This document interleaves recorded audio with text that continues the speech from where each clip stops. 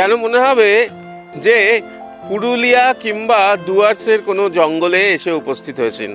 আসলে জায়গাটা কিন্তু কলকাতা শহরে অনেক পুরনো ঠিকানা, যে ঠিকানায় একটু একটু একান্তে থাকার একেবারে আদর্শ ঠিকানা।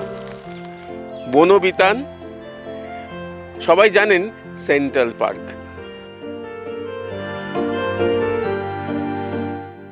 এই পার্কে কেউ একা ঢুকলে লোকের সন্দেহের চোখে তাকাতো। টিকিট কাউন্টারে না বলতেই দুটো টিকিট হাতে ধরিয়ে দিত। জোড়ায় জোড়ায় না হলে এই একান্ত নির্জনে ঘোরায় কোনো মজা নেই বলেই ধরা হতো। কালে ভদ্রে কেউ একা ঢুকে পড়লে অনেকগুলো দুজোড়া চোখ গিলে খেত। এ আবার কে এলো কাবাব মে হাড্ডি?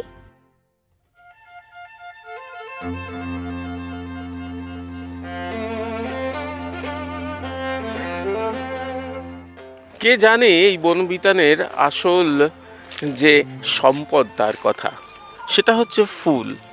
এই দেখুন, ফুল গাছ কীরকম আমার মাথার উপরে বিলি কেটে যাচ্ছে। এই ফুল, যে ফুল কিন্তু প্রেমের একেবারে অবিচ্ছেদ্য অঙ্গ বলতেই পারেন, সবচেয়ে বড় উপহার, সবচেয়ে দামি উপহার। বনবিতানে সে ফুলের অভাব নেই, সে গাছের অভাব নেই। কতজনই বা আমরা খবর রাখি সে কথার? না, সে খবর আমরা রাখি না।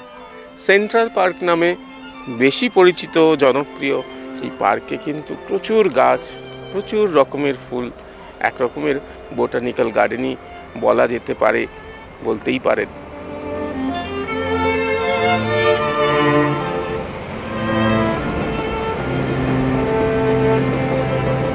যে শহরে মেট্রো স্টেশনে খুল্লা চুমু নিয়ে তর্ক বিতর্ক হয়, সে শহরের একমাত্র নিরাপদ প্রাপ্তবয়স্ক প্রেমের ঠিকানা ছিল বনবিতান সেন্ট্রাল পার্ক। এখনো যেখানে একটু খুঁজলেই নজরে পড়ে অ্যাডাল্ট প্রেমের দৃশ্য।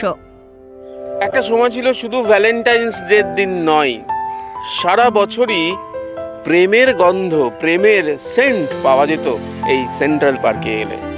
আর এখন আপনারা তো দেখলেন কতিপয় কপত কপতি, এমনকি ভ্যালেন্টাইন ডের এই সময়েও, অর্থাৎ চারিদিকে শহরে এত বিনোদন পার্ক হয়ে গিয়েছে, আর হয়তোবা মেট্রো স্টেশনে চুমু খাওয়ার মতো এত প্রাপ্তবয়স্ক হয়ে গিয়েছে শহর, এখনকার প্রজন্ম, যে সেন্ট্রাল পার্কের সেই সেন্টটাই কোথাও মিসিং।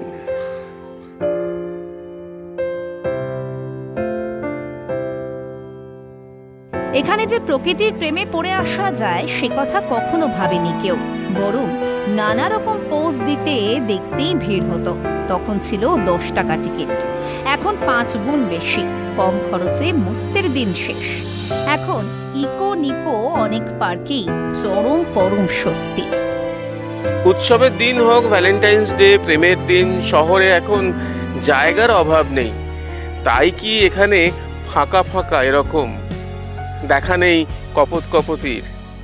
তার কারণ হয়তো পুরনো হয়ে গিয়েছে বনবিতান সেন্ট্রাল পার্ক, কিন্তু পুরনো হয়ে যেন আরও সৌন্দর্য ফিরেছে।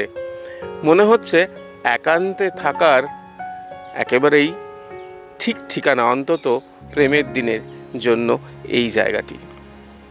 সুরজিতের সঙ্গে প্রীতম দে, ক্যালকাটা নিউজ।